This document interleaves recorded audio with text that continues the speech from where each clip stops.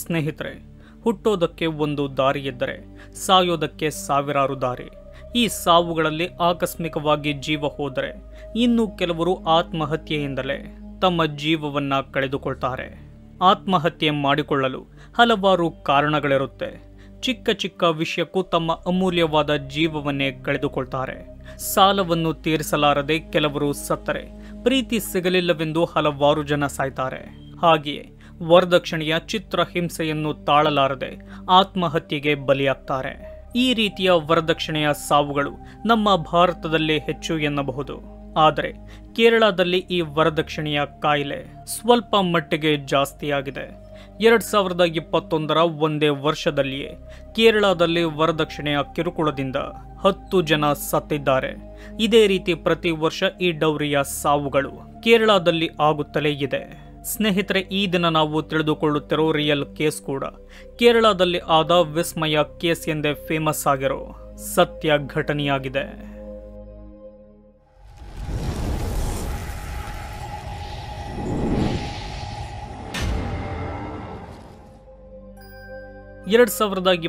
ಮೇ 23ರಲ್ಲಿ ಕೇರಳದ ಕೋರ್ಟ್ನ ಮುಂದೆ ಹಲವಾರು ಜನ ಸೇರಿರ್ತಾರೆ. ಆ ದಿನ ಕೋರ್ಟ್ ಒಂದು ಮಹತ್ವದ ತೀರ್ಪನ್ನು ಕೊಡುತ್ತೆ. ಮೆಂಟಲಿ ಟಾರ್ಚರ್ ಮಾಡಿದ್ದಕ್ಕೆ, ವರದಕ್ಷಿಣೆಯನ್ನ ತೆಗೆದುಕೊಂಡಿದ್ದಕ್ಕೆ, ಆತ್ಮಹತ್ಯೆ ಮಾಡಿಕೊಳ್ಳಲು ಪ್ರಚೋದನೆ ಮಾಡಿದ್ದಕ್ಕೆ, ಮನಸ್ಸಿಗೆ ಬಂದಂತೆ ಹೊಡೆದು ಗಾಯ ಮಾಡಿದ್ದಕ್ಕೆ, ಕ್ರಿಮಿನಲ್ ಬೆದರಿಕೆ ಹಾಕಿದ್ದಕ್ಕೆ ಇವನ್ನೆಲ್ಲ ಗಣನೆಗೆ ತೆಗೆದುಕೊಳ್ಳೋ ಕೋರ್ಟ್ 31 ವರ್ಷದ ಕಿರಣ್ ಕುಮಾರ್ ಎಂಬಾತನಿಗೆ 10 ವರ್ಷ ಜೈಲು ಶಿಕ್ಷೆ, 12.5 ಲಕ್ಷ ದಂಡವನ್ನು ವಿಧಿಸುತ್ತೆ. ಅಷ್ಟಕ್ಕೂ ಇವನಿಂದ ಬಲಿಯಾದ ಹುಡುಗಿ ಯಾರೆಂದರೆ ಕೇವಲ 24 ವರ್ಷದ ವಿಸ್ಮಯ ನಾಯರ್. ಸ್ನೇಹಿತರೆ, ವಿಸ್ಮಯ ಶ್ರೀಮಂತ ಕುಟುಂಬದ ಮಗಳಾಗಿದ್ದು ಆಯುರ್ವೇದ ಮೆಡಿಸನ್ನ ಬ್ಯಾಚುಲರ್ ಸ್ಟೂಡೆಂಟ್ ಆಗಿರ್ತಾಳೆ. ಆಯುರ್ವೇದಿಕ್ ಡಾಕ್ಟರ್ ಆಗಬೇಕೆಂಬುದು ಅವಳ ಕನಸು. ಆದರೆ ವಿಸ್ಮಯ ತಂದೆ ತಾಯಿ ಅವಳಿಗೆ ಮದುವೆ ಮಾಡಬೇಕೆಂದು ಯೋಚನೆ ಮಾಡ್ತಾರೆ. ಆ ಮದುವೆ ತನಗಿಷ್ಟ ಇಲ್ಲದೆ ಹೋದರೂ ತನ್ನ ತಂದೆ ತಾಯಿಗೋಸ್ಕರ ಅದಕ್ಕೆ ಒಪ್ಪಿಕೊಳ್ತಾಳೆ. 2020ರಲ್ಲಿ ಅಸಿಸ್ಟೆಂಟ್ ಮೋಟಾರ್ ವೆಹಿಕಲ್ ಇನ್ಸ್ಪೆಕ್ಟರ್ ಆದ ಕಿರಣ್ ಕುಮಾರ್ ಎಂಬಾತನ ಜೊತೆ ವಿಸ್ಮಯಾಳ ಮದುವೆ ನಡೆಯುತ್ತೆ. ಸ್ನೇಹಿತರೆ, ಕಿರಣ್ ಮಿಡಲ್ ಕ್ಲಾಸ್ ಫ್ಯಾಮಿಲಿಯ ವ್ಯಕ್ತಿಯಾಗಿದ್ದರೆ ವಿಸ್ಮಯ ಶ್ರೀಮಂತ ಕುಟುಂಬದವಳು. ತಮ್ಮ ಮಗಳು ಚೆನ್ನಾಗಿರಲಿ ಎಂದು ವಿಸ್ಮಯನ ತಂದೆ ಕಿರಣ್ಗೆ 800 ಗ್ರಾಂ ಚಿನ್ನ, ಅತ್ಯಂತ ಬೆಲೆಬಾಳು 1 ಎಕರೆ ಭೂಮಿ, 10 ಲಕ್ಷ ಬೆಲೆಬಾಳು ಒಂದು ಕಾರನ್ನು ವರದಕ್ಷಿಣೆಯ ರೂಪದಲ್ಲಿ ಕೊಡ್ತಾರೆ.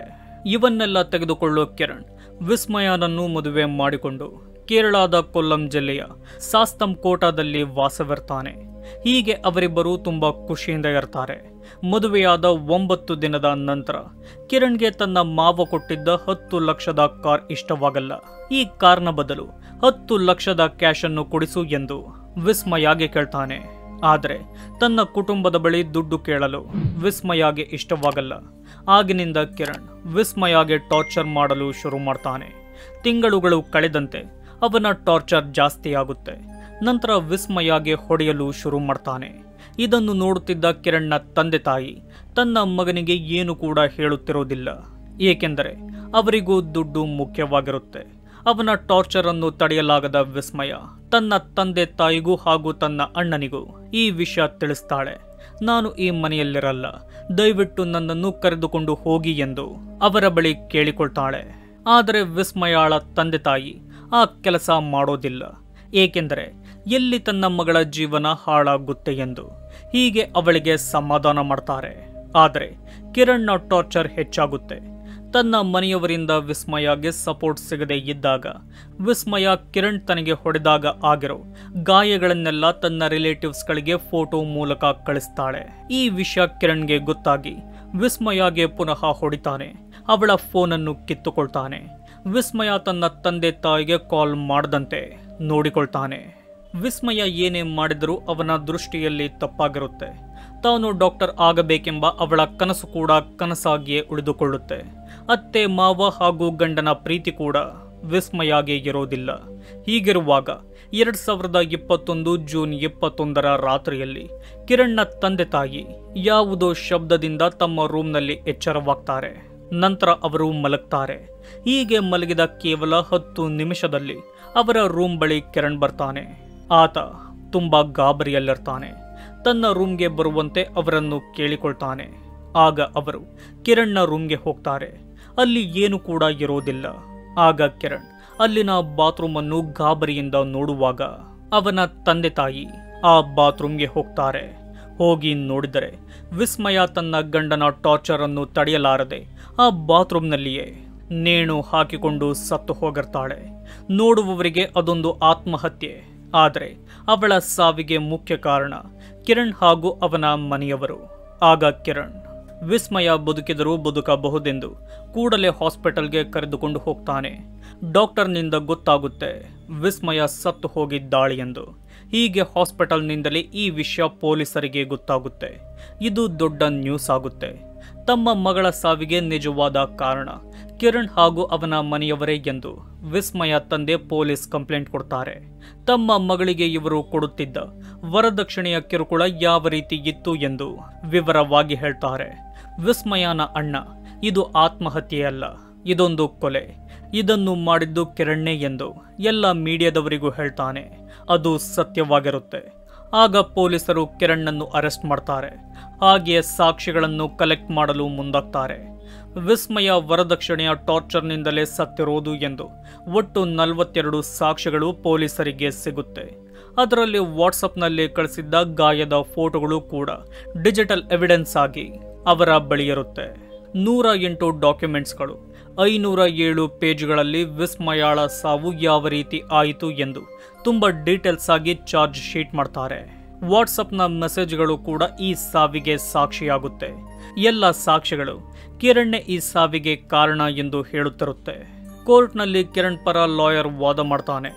ಆತ ಹೇಳೋದೇನೆಂದ್ರೆ, ಕಿರಣ್ ತುಂಬಾ ಒಳ್ಳೆಯ ವ್ಯಕ್ತಿ, ಅವನ ವಯಸ್ಸು ಕೂಡ ತುಂಬಾ ಕಡಿಮೆ ಇದೆ. ಇವನ ತಂದೆ ತಾಯಿಗೆ ಈತ ಒಬ್ಬನೇ ಮಗ, ಅವರನ್ನು ಈತನೇ ನೋಡಿಕೊಳ್ಳಬೇಕು. ಕಿರಣ್ಣನ್ನು ಮದುವೆಯಾಗಿದ್ದ ವಿಸ್ಮಯಾಗೆ ಮೆಂಟಲ್ ಪ್ರಾಬ್ಲಮ್ ಇತ್ತು. ಸುಮ್ಮನೆ ಆಕೆ ಕಿರಣ್ ಜೊತೆ ಜಗಳ ಆಡುತ್ತಿದ್ದಳು. ತನ್ನ ಕೈಯನ್ನು ತಾನೇ ಗಾಯ ಮಾಡಿಕೊಂಡು ಎಲ್ಲರಿಗೂ ಆ ಫೋಟೋಗಳನ್ನು ಸೆಂಡ್ ಮಾಡುತ್ತಿದ್ದಳು. ಅವಳು ಮೆಂಟಲಿ ಇಲ್ಲಾಗಿದ್ದ ಕಾರಣದಿಂದಲೇ ಸೂಸೈಡ್ ಮಾಡಿಕೊಂಡಳು. ಇದರಲ್ಲಿ ಕಿರಣ್ದೇನೂ ತಪ್ಪಿಲ್ಲ ಎಂದು ವಾದ ಮಾಡ್ತಾನೆ. ಹಾಗೆ ಸತ್ತ ವಿಸ್ಮಯ ಹುಚ್ಚಿ ಎಂದು ಬಿಂಬಿಸಲು ಪ್ರಯತ್ನ ಪಡ್ತಾನೆ. ಹೀಗೆ ವಾದ ಪ್ರತಿವಾದಗಳು ಅಲ್ಲಿ ನಡೆಯುತ್ತೆ. ಕೊನೆಗೆ ಸಾಕ್ಷಿಗಳಿದ್ದ ಕಾರಣದಿಂದ ಕಿರಣ್ನೆ ತಪ್ಪಿತಸ್ಥ ಎಂದು ಸಾಬೀತಾಗುತ್ತೆ. ಆಗ ಕಿರಣ್ಗೆ ಸಿಗೋ ಶಿಕ್ಷೆ ಕೇವಲ 10 ವರ್ಷದ ಜೈಲು ಹಾಗೂ 12.5 ಲಕ್ಷ ದಂಡ. ಎಲ್ಲರೂ ಕಿರಣ್ಗೆ ಜೀವಾವಧಿ ಶಿಕ್ಷೆ ಸಿಗಲಿ ಎಂದು ಅಂದುಕೊಂಡಿದ್ದರು.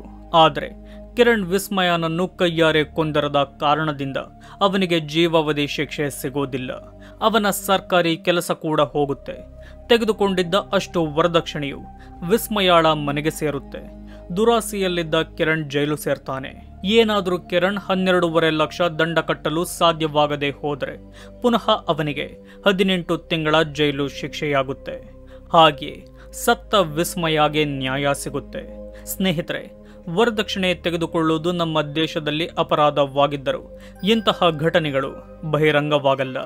ವರದಕ್ಷಿಣೆಯಿಂದ ಹುಡುಗಿಯರು ಸತ್ತ ಮೇಲೆಯೇ ಈ ವರದಕ್ಷಿಣೆಯ ವಿಚಾರ ಹೊರಗೆ ಬರೋದು. ಸ್ನೇಹಿತರೆ, ಈ ವಿಡಿಯೋದ ಬಗ್ಗೆ ನಿಮ್ಮ ಅಭಿಪ್ರಾಯವನ್ನ ಕಮೆಂಟ್ ಮೂಲಕ ತಿಳಿಸಿ. ಇದೇ ರೀತಿಯ ವಿಡಿಯೋಗಳಿಗಾಗಿ ನಮ್ಮ ಚಾನಲ್ ಅನ್ನು ಸಬ್ಸ್ಕ್ರೈಬ್ ಮಾಡಿಕೊಳ್ಳಿ.